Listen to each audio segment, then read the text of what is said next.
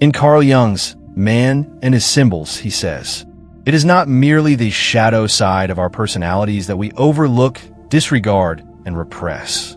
We may also do the same to our positive qualities." An example that comes to mind is that of an apparently modest and self-effacing man with charming manners. He always seemed content with a back seat, but discreetly insisted on being present. When asked to speak, he would offer a well-informed opinion, though he never intruded it. But he sometimes hinted that a given matter could be dealt with in a far superior way at a certain higher level, though he never explained how. In his dreams, however, he constantly had encounters with great historical figures, such as Napoleon and Alexander the Great. These dreams were clearly compensating for an inferiority complex. But they had another implication.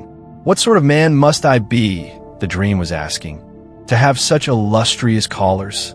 In this respect, the dreams pointed to a secret megalomania, which offset the dreamer's feeling of inferiority. This unconscious idea of grandeur insulated him from the reality of his environment and enabled him to remain aloof from obligations that would be imperative for other people. He felt no need to prove, either to himself or to others, that his superior judgment was based on superior merit. Carl Jung correctly identifies the problem, but not necessarily the solution. The solution requires action.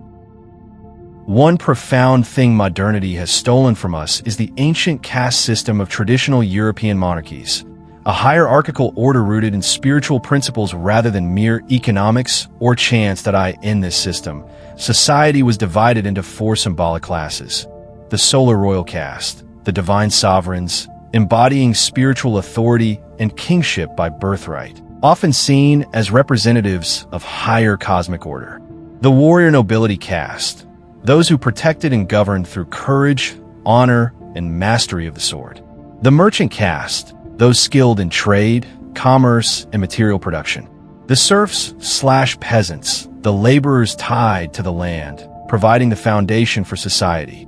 Royalty was granted by birthright, a divine inheritance.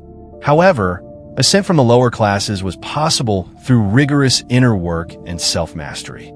For example, a peasant could rise to the nobility by mastering the art of blacksmithing, craft excellence, or the art of the sword, warrior discipline and valor. Unfortunately, most in the peasant caste remained deeply unconscious, making true inner transformation inaccessible to them. This ties directly into Rudolf Steiner's insights from spiritual science. The human soul has three fundamental forces: thinking, feeling, and willing.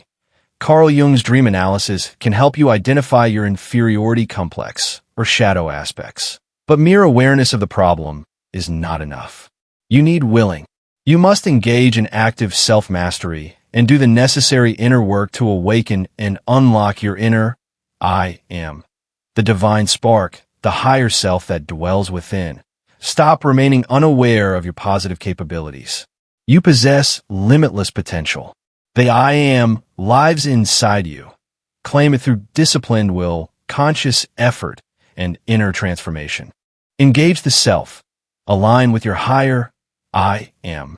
The self is the center of wholeness, the inner divine spark, often symbolized as mandalas, wise figures, or Christ-like images. Practices: meditation on mandalas, draw spontaneous circles/symbols for centering. Synchronicity tracking, notice meaningful coincidences as guidance. And service to something larger, align ego with transpersonal purpose. Self-mastery peaks when the ego serves the self. Disciplined routines, ethical living, and creative output become channels for your limitless potential. Practical daily path to self-mastery: morning ritual, 10 to 20 minutes journaling dreams/reflections plus intention. Today I will face one shadow aspect with courage. Evening review. Ask, where did I project? Where did I hold back my potential? Weekly deep work, one active imagination session or shadow confrontation exercise. Ongoing discipline, physical mastery, exercise, martial arts, creative outlets, and study. Read Jung's Man and His Symbols, Memories, Dreams, Reflections.